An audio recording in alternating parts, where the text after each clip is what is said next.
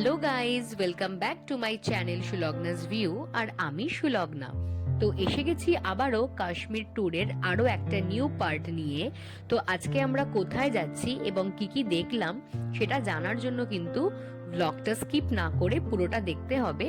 আর কমেন্টে আমাকে জানিও যে তোমাদের কেমন লাগলো এই পার্টটা। তো গাইজ, আজকে সকালে আমরা কিন্তু আছি এখন পেহেলগাঁওতে। দেখতেই পাচ্ছ পেহেলগাঁওয়ের জায়গাটা কিন্তু ভীষণই সুন্দর। তো সকালে কিন্তু ব্রেকফাস্ট কমপ্লিট করে আমরা কিন্তু বেরিয়ে পড়েছি আমাদের সাইট সিনের উদ্দেশ্যে। তো আমরা এত সুন্দর ভিউ এনজয় করতে করতে যাচ্ছি হচ্ছে প্রথমে আমাদের ডেস্টিনেশন আরু ভ্যালিতে।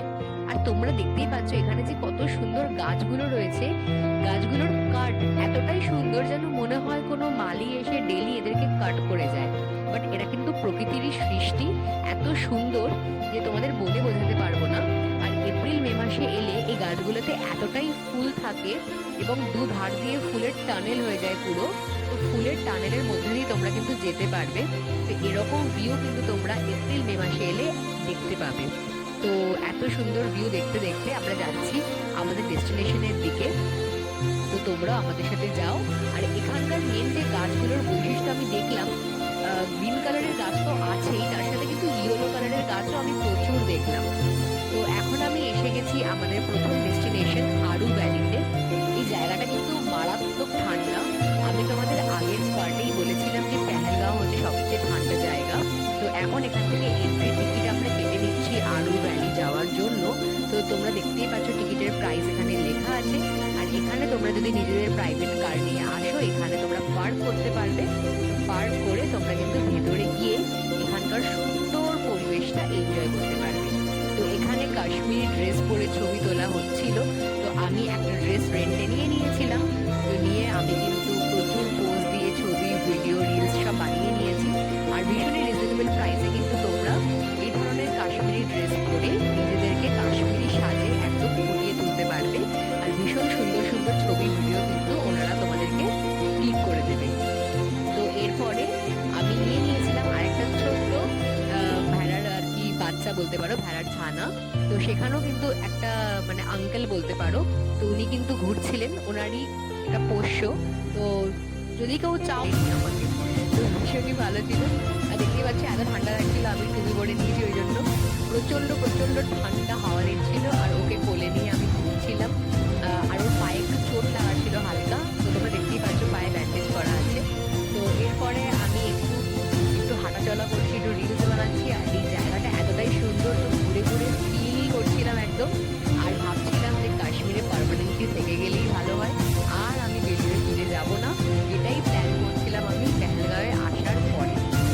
তো এখানে ঘুরে ঘুরে আমি এরকম ভিডিও বানাচ্ছি, রিলস বানাচ্ছি। আর এই সুন্দর যে হাওয়াটা দিচ্ছে ঠান্ডা ঠান্ডা, সেটাও কিন্তু আমি উপভোগ করছি। তো আমাদের আরু ভ্যালি ঘোরা কমপ্লিট হয়ে গেল। তো এখন আমরা এসে গেছি চন্দনওয়াডিতে। চন্দনওয়াডিতে আসার পরে আমরা এরকম একটা ঠেলা গাড়ি বলতে পারো, এরকম একটা ঠেলা গাড়ি ভাড়া নিয়েছিলাম। তো ঠেলা গাড়িটা ভাড়া করে আমরা যাচ্ছি এখন। আমাদেরকে বলেছিল যে অমরনাথ যাওয়ার রাস্তা দেখাবে। আর ঠেলা গাড়িটা কিন্তু একজন লোকই ঠেলে ঠেলে আমাদেরকে নিয়ে যাচ্ছিল, আর আমরা এরকম বসে বসে যাচ্ছিলাম। আর চারিদিকে সেম পাহাড়ে ঘেরা একদম জায়গা, গাছ সুন্দর সুন্দর।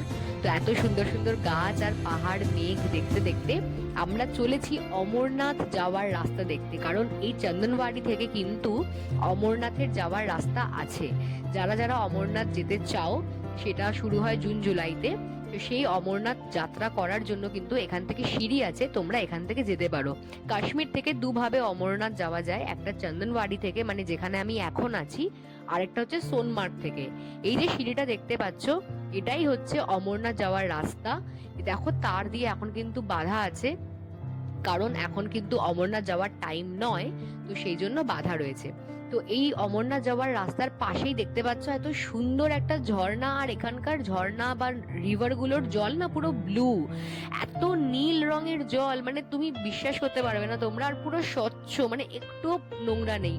এত পলিউশন ফ্রি এলাকা, মানে সত্যি ভাবাই যায় না। কিন্তু প্রচন্ড ঠান্ডা, যেহেতু এত ঠান্ডার জায়গা। তো আমরা চন্দনওয়াডি ঘুরে এখন এসে গেছি বেতাব ভ্যালিতে। এখানে কিন্তু একটা সিনেমার শুটিং হয়েছিল বেতাব বলে। তো সেই জন্য এই ভ্যালিটার নাম হয়ে গেছে বেতাব ভ্যালি। তো এই বেতাব ভ্যালি জায়গাটাও কিন্তু খুব সুন্দর, অনেক সিনেমার এখানে শুটিং হয়েছে, আর এখানে বলতে পারো সিনেমার শুট করার জন্যই জায়গাটা ফেমাস। তো এখন আমরা এসে গেছি আমাদের লাস্ট ডেস্টিনেশনে। তো কেমন লাগলো আজকের পার্টটা প্লিজ কমেন্ট বক্সে কমেন্ট করে জানিও, যদি ভালো লেগে থাকে লাইক কমেন্ট শেয়ার করে দিও। দেখা হচ্ছে নেক্সট পার্টে, বাই।